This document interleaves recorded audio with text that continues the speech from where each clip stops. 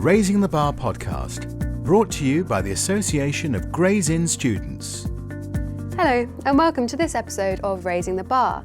I'm Elena Johnson, we're in Gray's Inn, and today we're chatting about mentors with Rachel Barnes. Rachel is a barrister at 3 Raymond buildings. She specialises in crime and public international law, and she is a mentor in Gray's Inn. Thank you for coming to talk to us, Rachel. Well, thank you very much for the invite.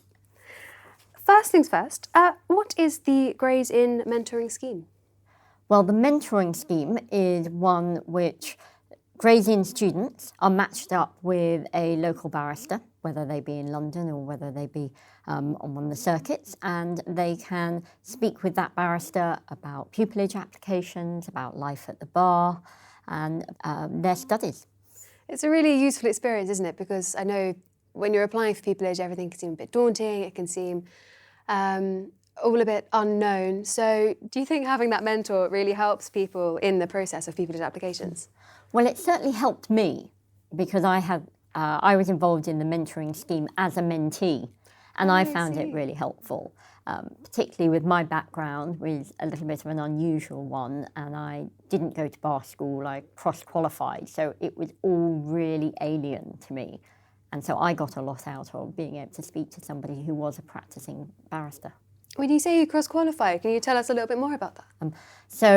I first qualified in the US and I worked in the States as an attorney, and then I qualified as an English solicitor. And then from there I came to the bar, doing the bar aptitude course, so I never went to bar school. Right. Oh, I see. So did you find that having a mentor meant that you could sort of see the profession from their point of view, obviously from your very legal background, but not one that's the quote-unquote traditional background? Did you find that that was what you gained from the mentoring experience yourself? Yeah, I did. I found I was really lucky in that Gray's was really supportive to me, both as the inn as an institution and also individuals within it. And particularly given that, as I say, I hadn't gone to bar school, it was all very alien to me. And everybody else seemed to know what they were doing, and I'm not sure that I did. I found it really helpful to have advice from and just talk with people who were at the bar. And you're now a mentor yourself, come full circle.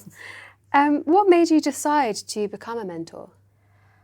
Well, for me, mentoring is, to be honest, it's quite an easy but also very enjoyable way of giving a bit back. As I said, I got a lot out of being in the mentoring process as a mentee, and now if I can help somebody navigate their way through what certainly seemed to me and may seem to others to be quite a daunting process at the beginning, then that's got to be a good thing. Definitely, yeah.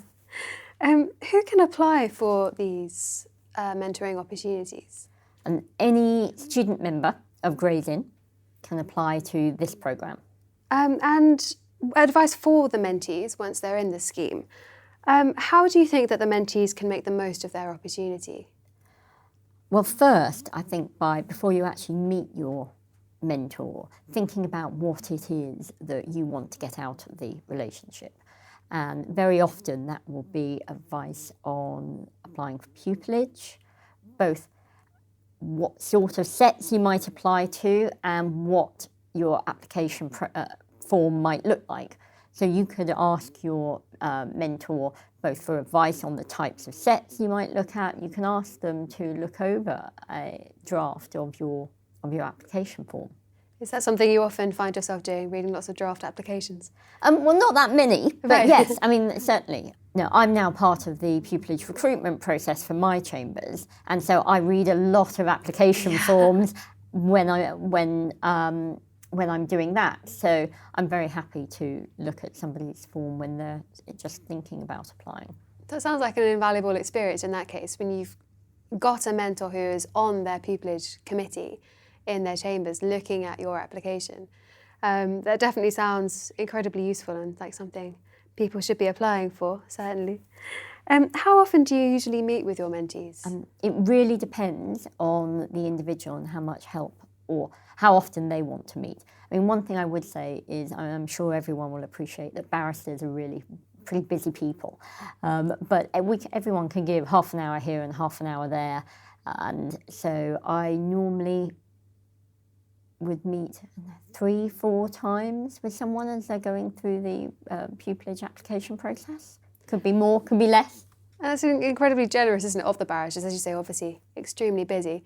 And you, other than sort of helping somebody, don't personally benefit from this.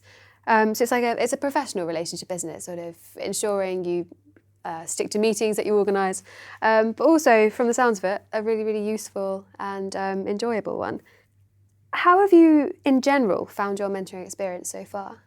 Let's say I've found it to be an enjoyable one. I enjoy meeting new people, and I've been really impressed by the calibre and the determination of students, and particularly people from a whole range of backgrounds who have very different experiences to coming to the bar.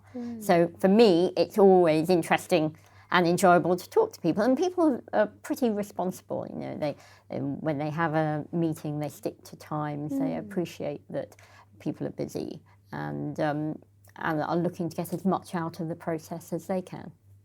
And to apply for the scheme, the applications are on a rolling basis, and the registration form is online, isn't it? So you submit a draft pupillage application form, I believe, which is obviously for the reasons you've just given to read through it. What has been perhaps the most memorable moment for you whilst you've been mentoring? It's being able to meet people who are really determined and have come from a range of backgrounds and who've been very keen and, as I say, determined to forge a career at the bar.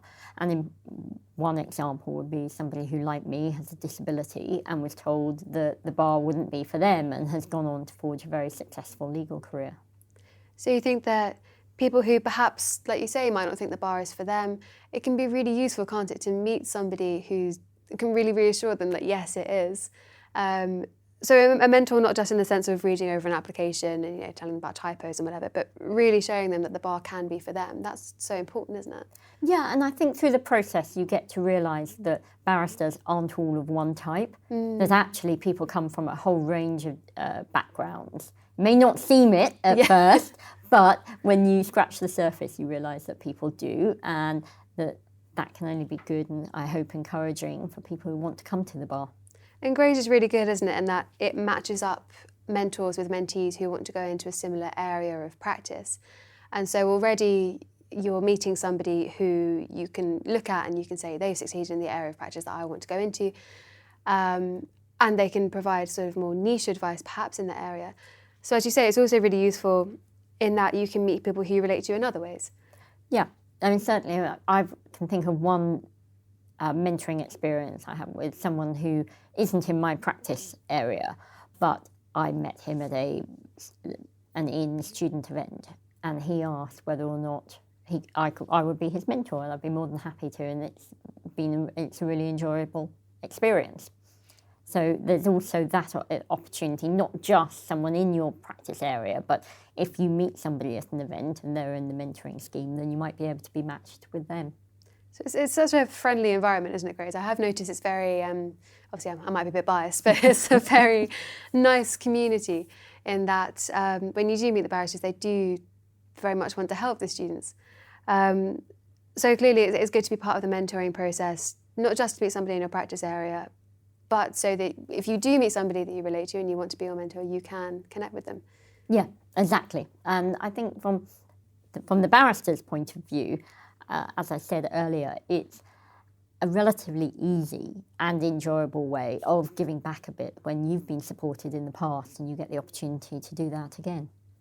As perhaps a side note, obviously this podcast is mainly aimed at students, but what would you say to encourage a barrister to take part in the mentoring scheme, to be a mentor?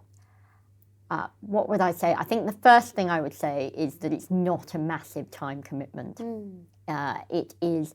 And it's one that is really flexible in terms of timing because students can work around your availability, your court diaries, etc. So it is an easy way to be involved.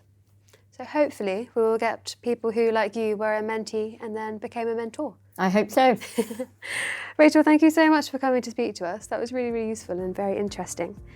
And thank you everybody at home for listening. Thank you. Thanks for listening to the Raising the Bar podcast.